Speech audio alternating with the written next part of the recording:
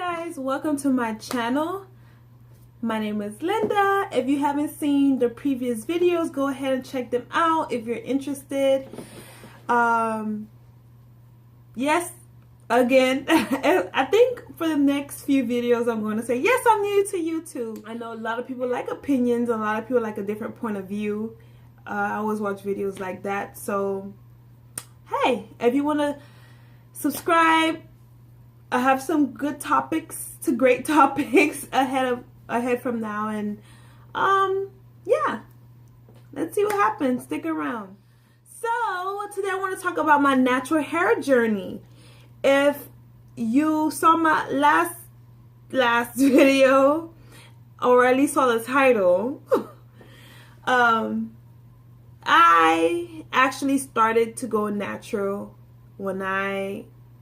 after I realized I had lice. But before I had head lice, I already told myself that that was something I wanted to do. I wanted to go natural.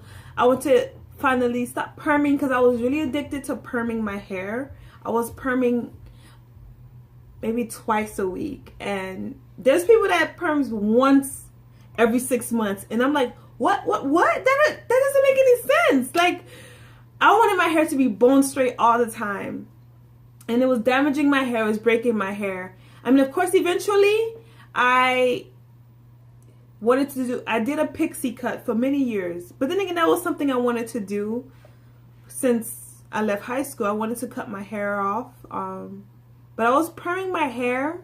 Okay, let's take it back, because I don't want to be everywhere. I didn't write down just to keep myself on point, and I could really jump from one story to another and one topic to another, from apples to the moon. Okay, let's start from the beginning of my hair journey. When I was younger, I had this humongous puff. I was natural. It was nice. It was painful, of course, growing up. You know, your parents trying to comb through your hair, and I'm Haitian. My parents are from Haiti, and Haitians love to put so much barrettes and beads in your hair, so it's always tugging and pulling. But over time, I don't know if you guys know about the hot comb. My mom started hot combing me and my sister's hair, so I guess that it made it easier over time for my parents, for my mom to do. My mom, my godmom, whoever, but it made it easier. I think people still use hot combs and hot rollers and hot roller sets, so that's still something that's common. But I'm sure back in the 90s, I was born in 91, back in the 90s it was much bigger. From 3rd grade transition into 4th grade, I started to dance. I went to magnet school for ballet, tap, jazz, and modern. And that's when I realized, you know what, this natural thing wasn't working. Now I don't quite remember, but I don't think my hair could have went in a bun at the time. But when I permed it, so that was my first time ever perming my hair, was when I was in the 4th grade. It went to a bun. So my hair was permed since the 4th grade up until, oh my God, how long have I been natural? 2 years? Yeah, I think I just passed 2 years. So up until 2 years ago. I mean, of course, while growing up and doing different hairdos, you're natural literally for probably a couple of weeks, but then you perm again. But I haven't been this natural this long since before 4th grade. So then, of course, I started perming my hair. So in high school, that's when I started becoming more addicted to perming my hair. It was just a constant perm. They have to be straight. I started doing sew-ins, blending in my natural hair with the sew-in. My hair had to be permed, it had to be flat ironed, it had to be straight. It was a lot of breakage, a lot of damage, but who cares, right? Weave could fix it, weave could hide it. Who cares? Break, whatever. So I didn't really care too much about my hair. I cared enough to where I cared enough, but not enough. If you understand what I'm saying? It wasn't as I do now, basically. After high school, but throughout high school, I was saying I wanted to cut my hair. I wanted a pixie because I think I would look lovely in a pixie. My cheekbones are high, my jaw is whatever. I was like, I want a pixie. But it took a while. So eventually I finally did it, and I was so in love. I'm gonna put a picture over here somewhere. I love the pixie, and a lot of people loved it on me. It was like a mixed feeling. People loved long hair, but I feel like majority of people like a pixie cut. Maybe one day I'll come up on here. I'm sure there's plenty of pixie cut tutorials, at least with weave. Well, they call it 27 pieces.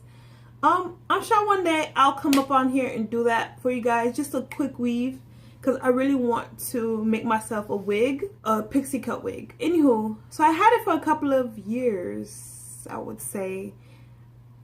I had it for a couple of years. Once again, still addicted to perming.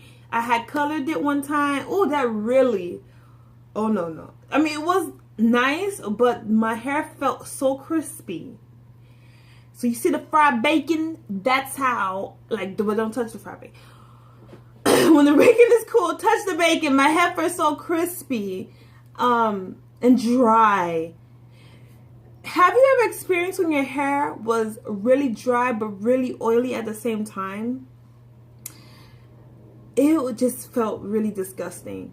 And that happened every so often when I would do something like overheat my hair from over flat ironing it or dyeing it darker or a burgundy color or whatever. So I did my best to try to take care of it, and it was a pixie cut, so whatever breakage was happening at the ends was unnoticeable to me. But at night I did do the wrap around my hair. Every night I made sure I did that. See, I cared, but I didn't care enough.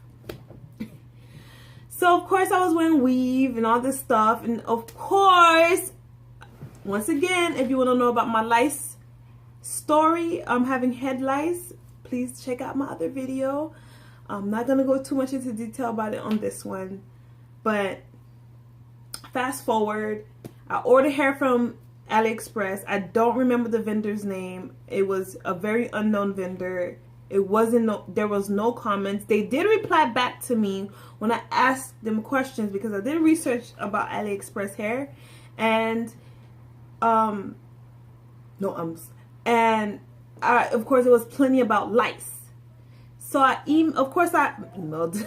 I messaged them through the app and they responded, but that's pretty much the only kind of contact I had with them. But it wasn't a known vendor. There was no comment. There was no stars. I didn't feel like I needed to spend so much, and I was like, oh, it's cheap hair. A lot of the vendors on there sell really cheap hair, so why not? Just gotta be careful, guys. Just be careful. Once again, if you want to hear that story, please check out the video. So I had the hair for probably 3 months, I think. And while I had the hair, because it was like curly hair, it was curly hair, and it was dyed, it was cute. But before then, I was kind of thinking about going natural, but I couldn't bring myself to do it yet. But I knew I was going to, just didn't know when. And crazy enough, have you guys ever thought about, well, probably not, maybe some, thought about chopping your entire hair off and starting over, or just wanting that feeling? I thought about that. I was like, nah. So with this hair, after I got the lice and attempted to try to remove them 1,000 different times, 1,000 different ways, literally, I just came to the conclusion after probably 4 months to cut all my hair off. I cut it all off, and I cut it all off.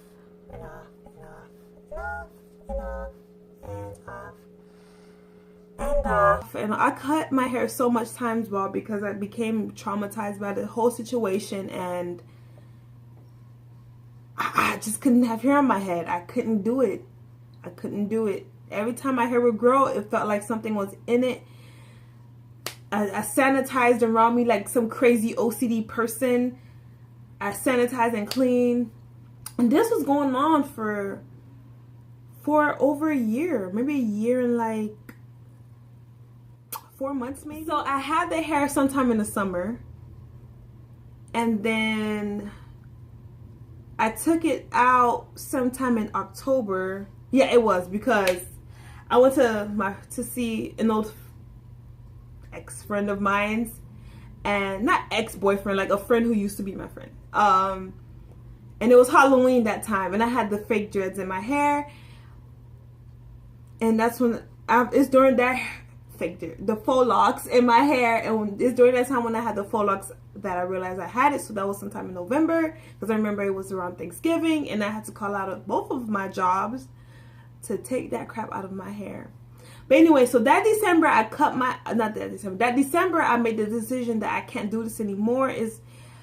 I can't do this. So sometime like towards the end of January, I officially cut my entire hair, and I did it for that whole year until that following year, March. I had got a new job. I felt like I was in a new place in my life. You ever feel like, okay, this is a new, I don't want to say chapter, a whole new book, a whole new life form, a whole new universe. I have to get everything in my life together, everything. And that's how I felt. And I told myself that was the last time I would cut my hair. And that's how I always remember when I actually cut my hair, because that's when I started my old job. I don't work there anymore, but I had started that job that time, and it was in March, and I made that decision in March. So every March is my anniversary for my natural hair. So it's been 2 years and probably like 2 months. Where am I in now? No, we're in May. So I've been natural for 2 years, and this is the product. Yes, I'm actually very, very happy about my hair. I knew eventually I would fall in love with it. I'm just in love with my natural hair. It is a lot of work, but me, Linda, Rebel Robin, whatever, actually invest time in hair. Not even just my natural hair, but weave.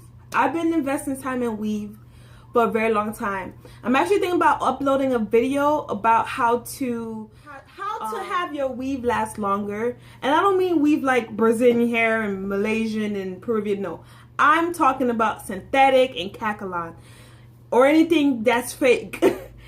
I'm so good at doing that. Everyone always tells me that, oh, I'm not like, it's synthetic. I can make it last forever. And I'm actually thinking about uploading a video about that, how to take care of your synthetic fake hair, because it could actually look real. It could actually feel like it's real, and you could wet it, and you do whatever. Of course, there's certain things, but it's not as much as you think if you actually invest time. But that's the thing, you have to invest time into that. But anywho, whoa, where was I? What was I talking about before this? I already forgot. Yeah, taking care of my hair. I'm pretty good at taking care of it for a long period of time, but I think after like the most I've ever had natural hair was 2 weeks, and that was only maybe twice, maybe 2 or 3 times within the whole 2 years, because it does get annoying. I do go out a lot, and if I'm really tired from a long day of work, a long week, or if I'm really drunk or whatever, I am not twisting my hair. And let me tell you something, having natural hair means you have to twist the shit. You have to twist the shit. If you don't twist your hair, you're gonna wake up looking crazy. And the only time you can get away with that is if you do something like this. You could take a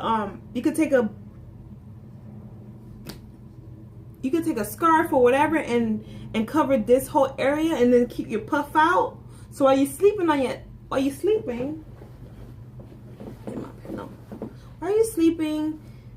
the puff part is not really getting affected by, you know, the pillow and the rubbing. It doesn't really get, you know, so I have a slight accent, so I almost said affected.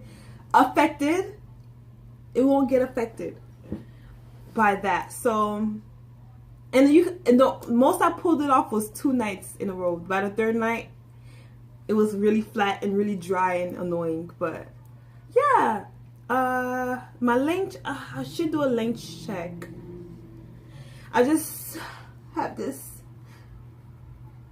do is actually done by bobby pins and a rubber band. Ah!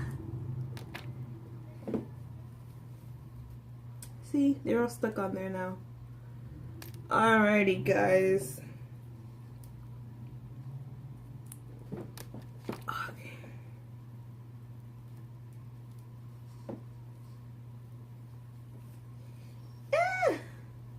So this is the front.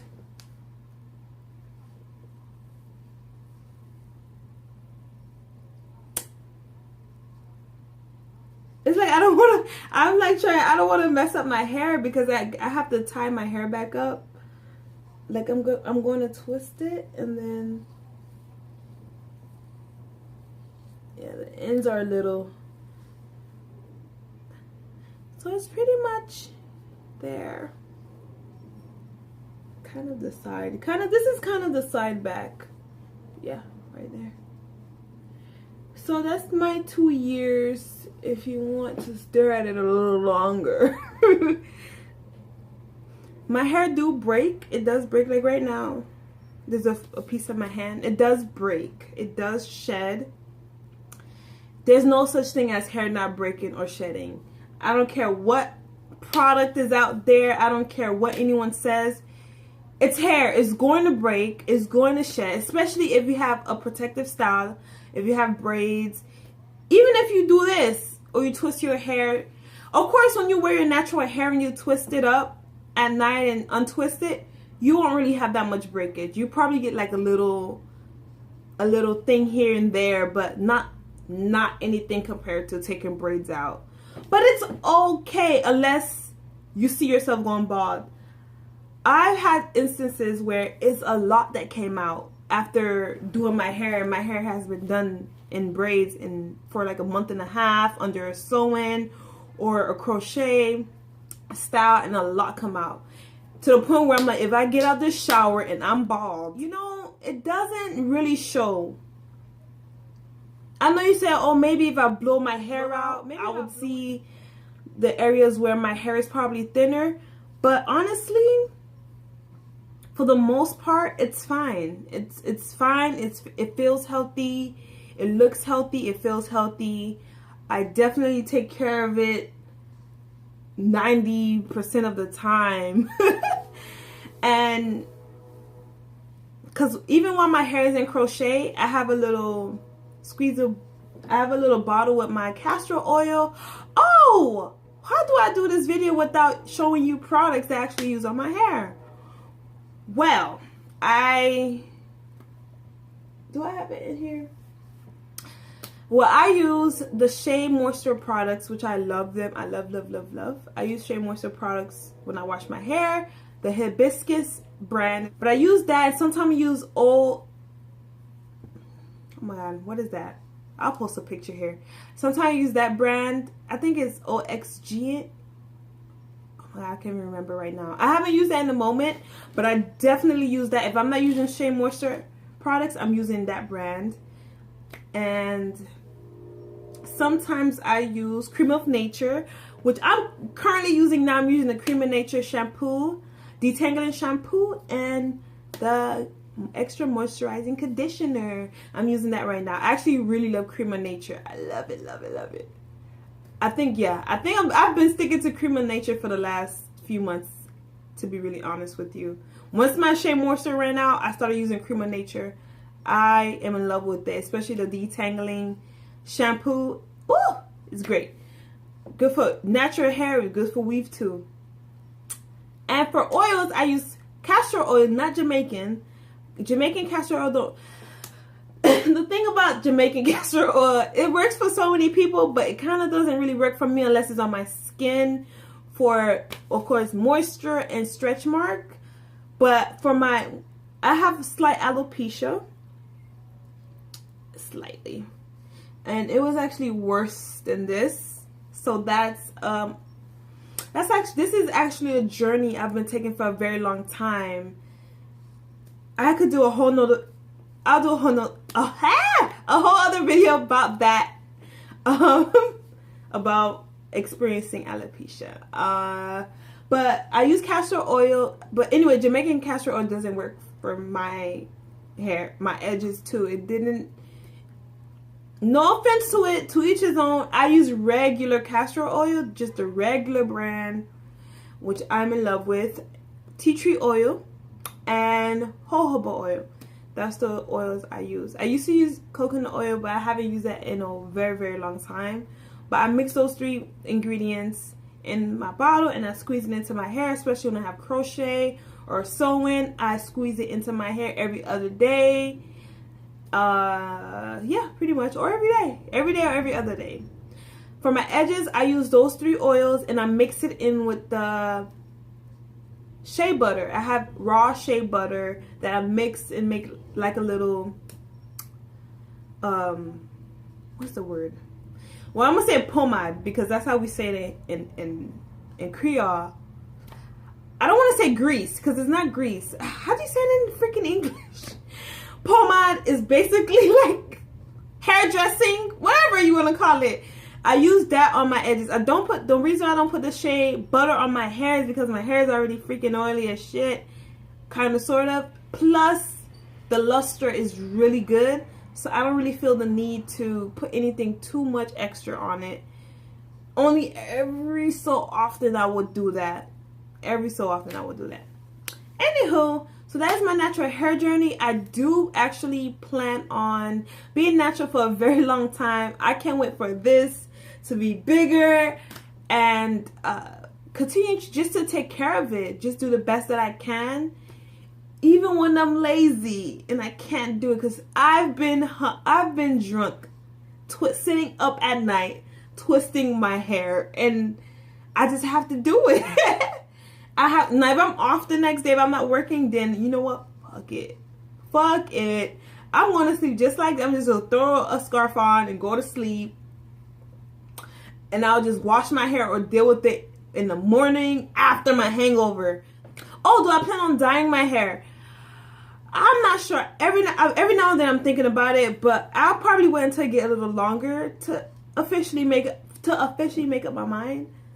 I'm not sure, but I don't know. I'm gonna make a whole video about my experience with alopecia and things I've done and tried to help with them, and also my mental. How I feel mentally about it.